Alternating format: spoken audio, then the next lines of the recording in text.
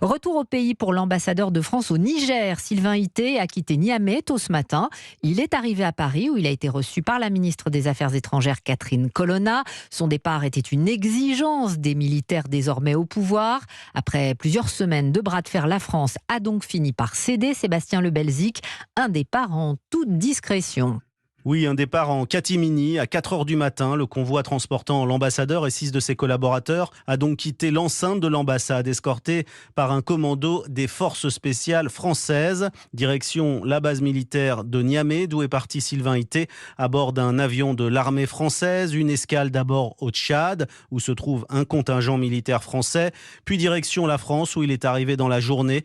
Pas de prise de parole de l'ambassadeur à sa descente de l'avion.